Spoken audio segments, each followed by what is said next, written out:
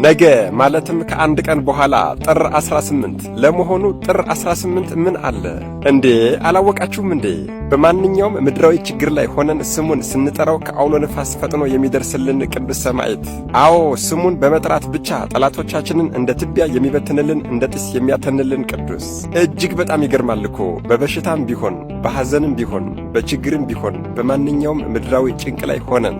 በእስር ቤትም ቢሆን በጦርነት ሜዳም ቢሆን በፍርድ አደባባይም ቢሆን በወራጅ ወንዝም ቢሆን በመርከብ ላይ ቢሆን በአየር ላይ ቢሆን ክፉ ሰው ቢገጥመን፣ ሽፍታ ቢገጥመን፣ ክፉ አውሬ ቢገጥመን፣ እሳት አደጋ ቢደርስብን፣ እንዲሁ በማንኛውም ጭንቅና ችግር ላይ ሆነን ስሙን 3 ጊዜ ስንጠራው ማለትም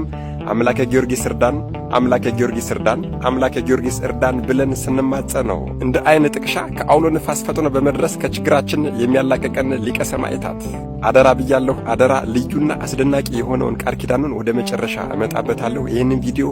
አንድ ቀን ቀድሜ የሰራሁበት ምክንያት ሁሉም ሕዝበ ክርስቲያን የጥር 18ን ዓመታዊ ክብረ በዓል አውቆና ተረድቶ ቃል ኪዳኑንም ተገንዝቦ ለበዓሉ እንዲዘጋጅ ከማለት ስለሆነ የምትችሉ በጣም ብዙ ጊዜ ካልሆነም በዕለተ ቀኑ ልክ 18 ጊዜ የማትችሉ ደግሞ ቢያንስ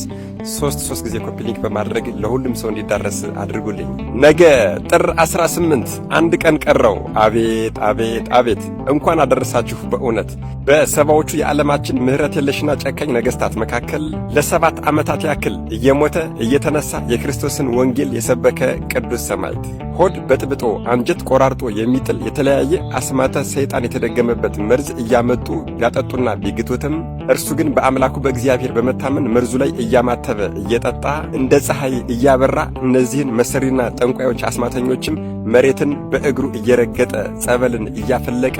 እያጠመቀ ወደ ክርስትና ሲመልስ የነበረ ድንቅ ሰማዕት፣ ጨካኙና ክፉ ከሃዲው ዱዲያኖስና ሰባዎቹ ነገሥታት የመድኃኔ ዓለም የኢየሱስ ክርስቶስን አምላክነት አሳየን አስረዳን ቢሉት የደረቁትን እጽዋት አለምልሞ የለመለሙትን እጽዋት ደግሞ አድርቆ ከሞቱ ከ480 በላይ ዓመት የሆናቸውን ሙታንን አስነስቶ መድኃኔ ዓለም ኢየሱስ ክርስቶስ እውነተኛ አምላክ እንደሆነ ያስመሰከረ ታላቅ ሰማዕት፣ ጨካኙ ንጉሥ ዱዲያኖስ በእንጨት ላይ ቢያሰቅለው፣ ሥጋውን በመቃን ቢያስፈትተው፣ ረጃጅም የብረት ችንካር ያለበት የእግር ጫማ አዘጋጅቶ ያንን አስለብሶ ሂድ እያለ ቢያሰቃየው፣ በሰባ ችንካሮች ቢያስቸነክረው፣ አናቱን በመዶሻ ቢያስቀጠቅጠው፣ በሆዱ ላይ ከባድ ድንጋይ አሳስሮ ቢያንከባልለው፣ ይሄ ቅዱስና ድንቅ የሆነ ሰማዕት ግን ይህንን ከሃዲ ንጉሥና ሰባዎቹን ክፉ ነገሥታት ሳላሳፍራቸው እባክን ነፍሴን አትውሰዳት ብሎ